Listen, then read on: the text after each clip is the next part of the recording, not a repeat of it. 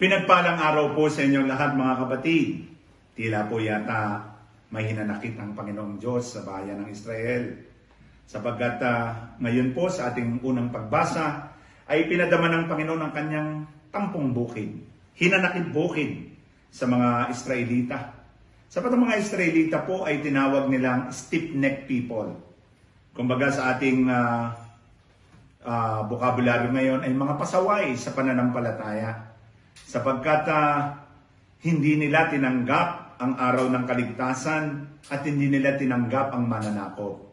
They are considered stiff-necked people. And since Israel did not want to be taught, ay makakaranas sila ng paghihirap. Israel needed to endure isolation and they will go down. And gayon din, ang Jerusalem temple will be totally destroyed.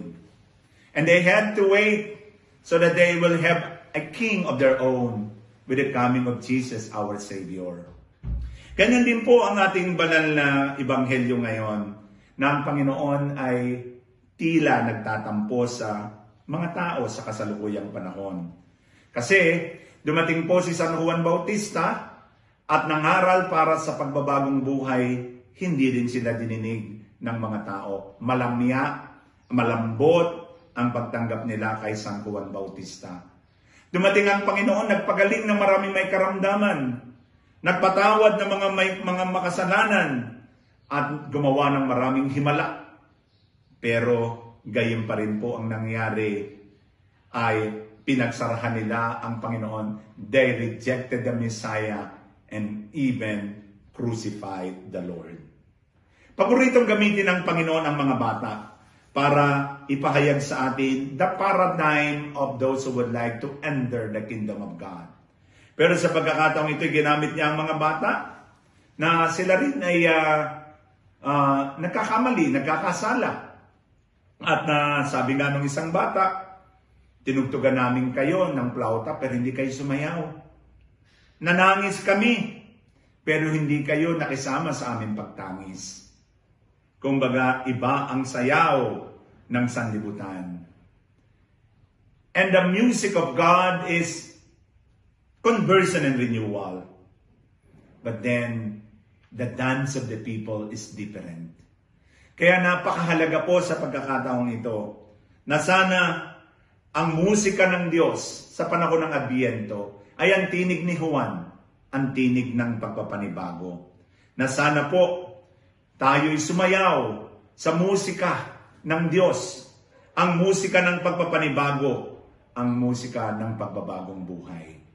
Kaya naman, ang Panginoon ay patuloy na nag-aanyaya sa atin na sana lumapit tayo sa Kanya upang matanggap natin ang kagalingan, upang matanggap natin ang direksyon sa ating buhay. Ilang Adbyento na nga ba ang dumaan sa buhay natin? Tayo nga ba'y tunay na naghanda? Did we ever welcome the superstar? The star for the season? Kung sino man po ang dapat nating ipaghanda ay walang iba kundi ang Panginoon. At ang pinakamagandang paghahanda ay ang paghahanda ng ating puso, ng ating isip, ng ating kalooban.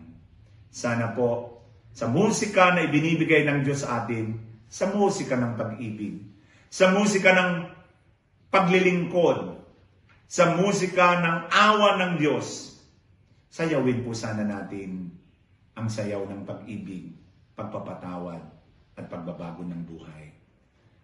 Wala pong kabuluhan ang ating mga dekorasyon. Walang kabuluhan ang ating mga parol. Walang kabuluhan ang ating mga Christmas trees kung hindi po natin bibigyan ng pansin ang ating kalooban. Na sana ang kalooban natin, kalooban ng Diyos, magkaisa. At tunay tayo maging bukas sa pagdating ng Panginoon. Are you ready for the coming of the Lord into your life? Amen.